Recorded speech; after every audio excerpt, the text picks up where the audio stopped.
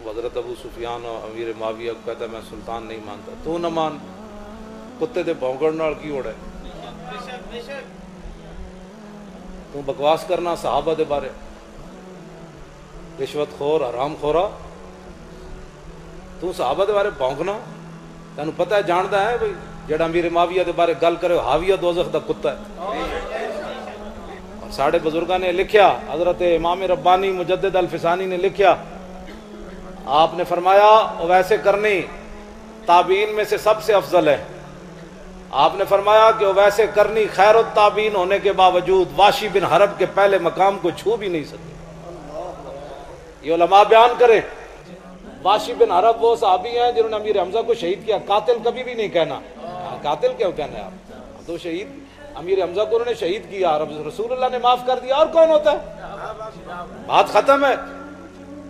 امیر حمزہ کو انہوں نے شہید کیا, فتح مکہ والے دن وہ دوڑ گئے, تو کسی نے کہا کہ چھپتے چھپاتے, انہوں نے کہا حضور کے پاس چلا گیا, حضور نے معاف کر دینا.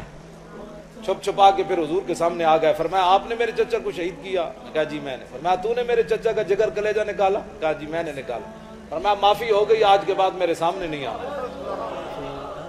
یہ وہ صحابی ہیں حضرت واشی بن حرب جنہوں نے صرف ایک بار چہرہ مصطفیٰ دیکھا ہے, اور حضرت ویسے کرنی خیر التابعین ہونے کے باوجود امام ربانی مجدد الفسانی فرماتے ہیں واشی بن حرب کے پہلے مقام کو چھو بھی نہیں سکے. گل سمجھ آئیے گا.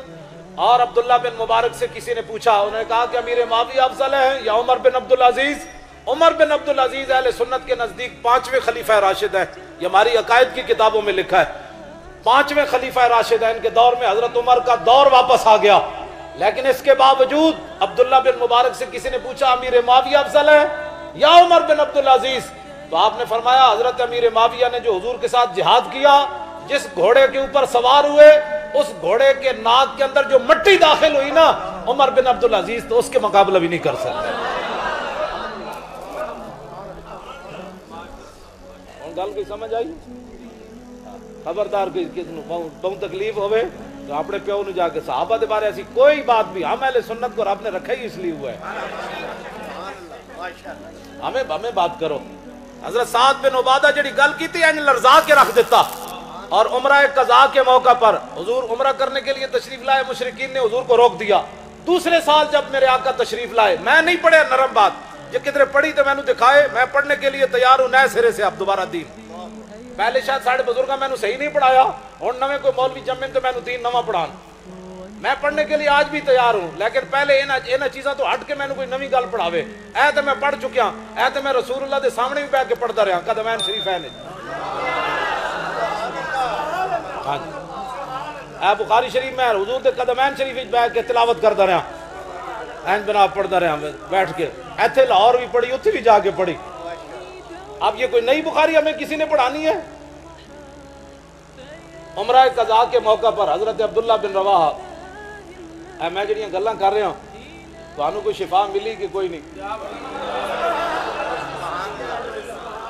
جب حضرت حسان نعت پڑھ کے فارغ ہوتے تھے نا, تو میرے آقا خود فرماتے تھے شفیت یا حسان واستشفیت. فرمایا حسان تو نے میری تعریف کر کے خود بھی شفا پائی, اور جت غلاموں نے سنا انہوں نے بھی شفا پائی. یہ حضور کا فرمان ہے, حضور کے ذکر سے بندے کو شفا ملتی ہے. آج نئے مولوی نہیں پیدا ہوئے, یہ صدیوں پہلے یہ فیصلے ہو گئے. اس پر میں کسی اختلاف کی طرف نہیں جانا چاہتا, نہ میں نے کبھی بیان کیا ہے زندگی میں. اگر کہیں جا کر میری عقل نہیں جب ان کے بارے میں کوئی بات کر سکتی, تو مجھے اتنا ہی رہنا چاہیے جتنا میری عقل ہے. بندے نو کلو واللہ پڑھنی بھی نہ آوے تے صحابہ تے اہل بیت دے مسئلے چھیڑ دے. ہمیں محبت کا درس ہے. بات سمجھ آئی؟ حضرت امیر معاویہ اور حضرت امام حسن کی صلح ہو, بات ختم ہو, اور بعض لوگوں نے اس وقت بھی امام حسن کے خلاف بات کی.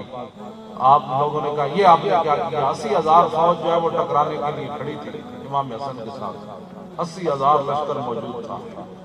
ہاں امام اقبال کے کہنا یک شمع شمستان حرم حافظ جمعیت خیر الامم تا نشینت آتش پیکاروں کی پشت پازت بر سر تاج و نگی.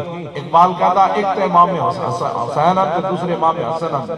امام حسن کون ہے کہ جب دو میں فوجاں آپس سے ٹکران لگیاں تو امام حسن اگے ود کے وہ تاج اور تخت جی وجہ تو خون بہن لگا سی آپ نے اتنے اپنا پیر رکھ دیتا اپنی نالین رکھ دیتی اپنی جتی رکھ دیتی.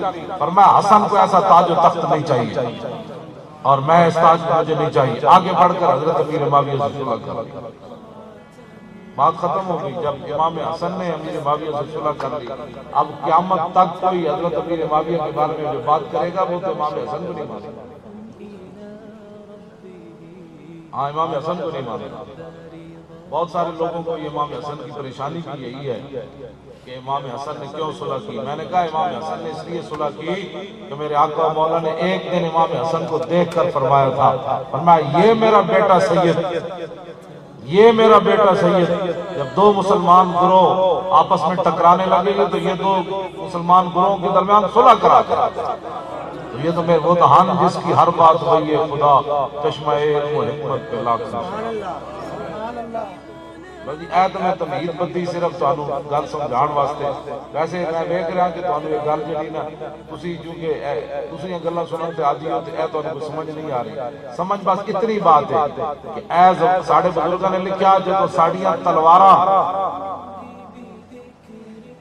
بچیاں صحابہ تے آل بیت تے چلن واسطے نہیں جڑی چلیاں انہاں دے خلاف تو پھر اپنی زباناں انہاں دے خلاف نہ چلائیں. اے بس اتنے مختصر جی بات. یہ او جانن وڈے دیاں گلاں وڈے جانن. حضرت پیر مہر علی شاہ صاحب بیٹھے ہوئے سن تے ایک مجذوب آیا. مجذوب آ کے کہنے لگا جی داتا صاحب دی لڑائی ہو گئی. افغانستان دا ایک مجذوب ہے اودی داتا صاحب نال عالم ارواح وچ لڑائی ہو گئی. پیر مہر علی شاہ صاحب فرمان لگے کیوں لڑائی ہو گئی.